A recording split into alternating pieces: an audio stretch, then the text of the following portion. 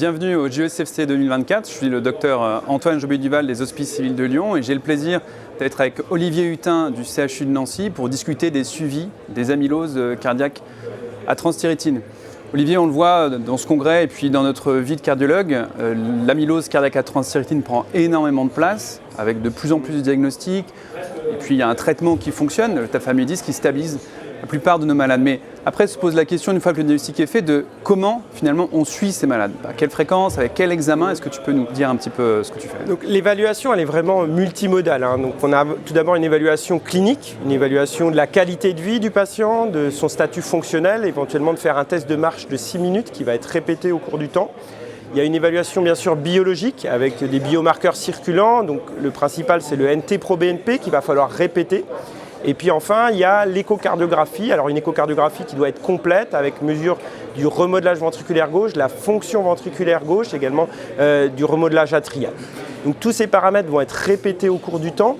À 6 mois, à 1 an, le rythme, la fréquence de répétition de ces examens va dépendre un peu de la sévérité du patient. Ce qui est primordial à comprendre, c'est qu'il faut une évaluation de base pour après pouvoir éventuellement calculer des différences par rapport au statut basal. Pour l'instant, il n'y a pas lieu de reproduire par exemple une scintigraphie osseuse ou une IRM cardiaque en soins courants. Et c'est principalement ces 3 paramètres qu'il va falloir évaluer. Au niveau des problématiques rythmologiques qui sont fréquentes chez nos patients, est-ce que tu as un suivi particulier pour ces malades? Clairement, j'ai pas dit qu'il fallait faire d'électrocardiogramme, mais bien sûr, il faut faire un électrocardiogramme systématique pour rechercher éventuellement l'apparition de troubles conductifs sur l'électrocardiogramme de surface. Il faut bien sûr interroger le patient sur le risque, vous savez, qui est vraiment très élevé de fibrillation atriale. Et puis éventuellement déclencher un Holter ECG. Alors là, il est actuellement recommandé de faire un Holter ECG au moins une fois par an de façon systématique pour justement détecter ces troubles du rythme supraventriculaire ou ces troubles conductifs. Après, clairement, l'échocardiographie, par exemple, peut guider d'aller réaliser ces examens de façon plus rapprochée. Par exemple, un remodelage atrial très important, une dysfonction atriale détectée par des paramètres de déformation peut éventuellement faire suspecter qu'ils sont vraiment les éléments pour éventuellement débuter un traitement anticoagulant ou proposer une exploration plus avancée sur le plan rythmologique. Donc il faut effectivement suivre ces malades de façon multimodale. Aujourd'hui, on a seulement une thérapeutique disponible, le tafamidis, mais on va avoir en 2024 très probablement d'autres thérapeutiques, que ce soit les siRNA, des études en cours sur de l'immunothérapie. Est-ce que on a des arguments pour penser que le patient ne répond pas au tafamidis? Quels sont les arguments qu'on peut rechercher pour switcher justement ou implémenter le traitement vers ces nouvelles classes thérapeutiques? En effet, donc j'ai présenté ce suivi, ces différentes options. Donc il y a vraiment ces 3 volets. Le volet clinique, le volet des biomarqueurs circulants, du NT-proBNP, et le volet échocardiographique.